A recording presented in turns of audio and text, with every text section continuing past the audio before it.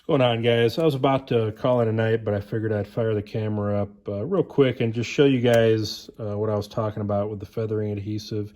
If you want to use something like this, for instance, to sharpen kitchen knives or something with a little bit more belly in it, you can use it as is, as I showed in my last video. Just go backwards with your blade. But I know some guys, when they're sharpening, they kind of like to kind of do a little scrubbing motion back and forth, edge first and, leading and trailing. And sometimes when this paper has been on there a while, or if you've stored it, incorrectly, or it's kind of bowed up to begin with, you can kind of cut into that paper with the edge as you're sharpening. And you could even cut into the aluminum as well if it kind of forces your edge down.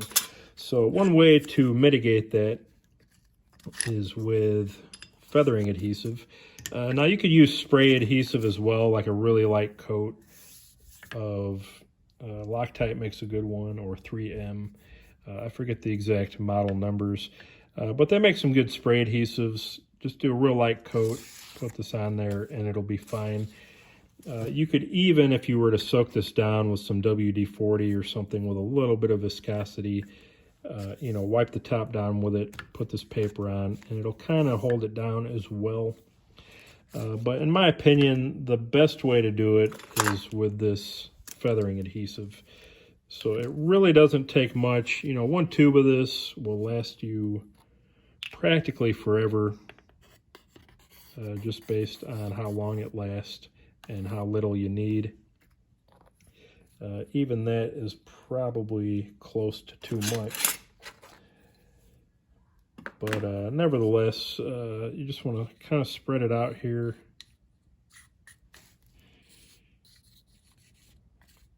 Kind of do your best to get it right on the corners or the very outside edges, which is where you'll need it the most.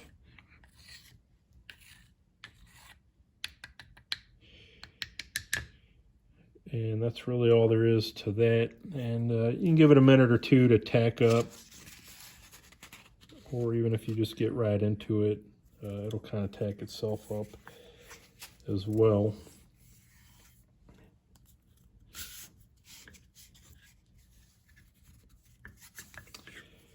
And just like that, you can see those edges are no longer curled up at all.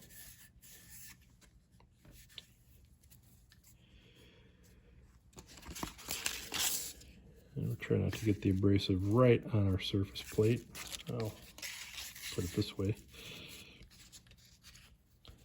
Now I can curl that back over, or you could start with a brand new piece, but I haven't really used this one at all. Then just lightly tighten that down. It really doesn't take much at all. And now I've got a very flat and even surface that I can wet down and do my sharpening with.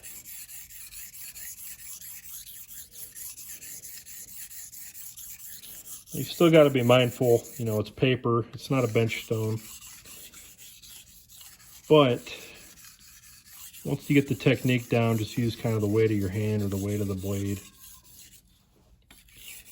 And this does a very nice job of refining that edge, taking any burrs or dings out or knocking a wire off. Again, you could use it just like a regular bench stone. Leading edge or trailing edge.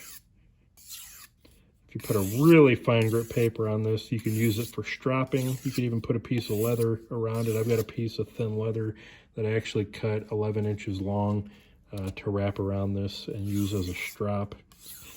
You can also stick a piece of rubber under it. And I kind of held my angle down a little too hard on that one corner, but you can stick a piece of rubber under here to kind of give a little cushion, even something like a mouse pad material if you want to do convex sharpening. Your imagination is going to kind of be the limit on that. I've got some 70 diameter rubber sheet like this. You know, you can cut to the same size as the face of the platen, and it works really nice as a cushion. It kind of gives you a little different finish than sharpening against a hard backer. And I don't have any paper here for a cut test, but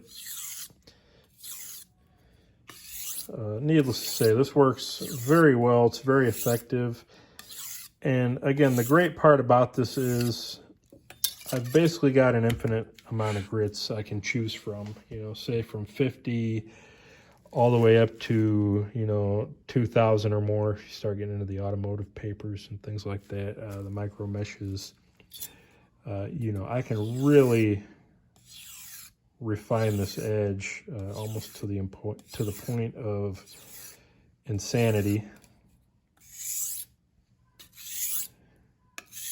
And all for a relatively small investment, certainly compared to bench stones once I get the paper.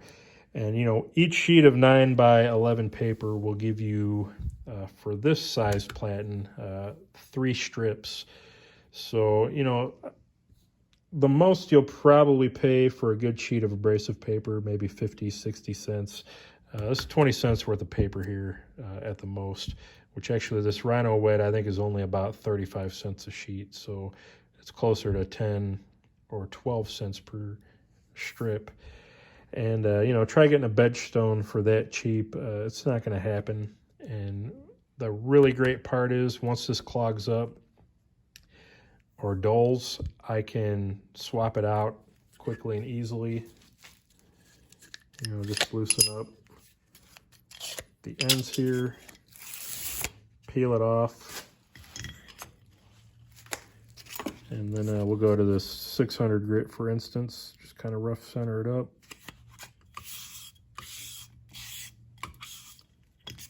Stick it on there.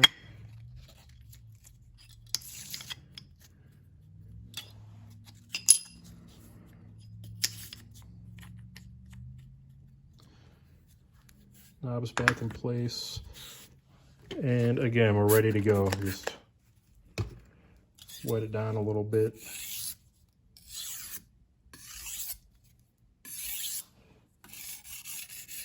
And if I'm doing a little heavier sharpening, like I said, I went from 1,000 to 600 here, which normally you wouldn't do, but just for the sake of example. And I can get a nice toothy edge on this, maybe even a little bit more consistently than some bench stones.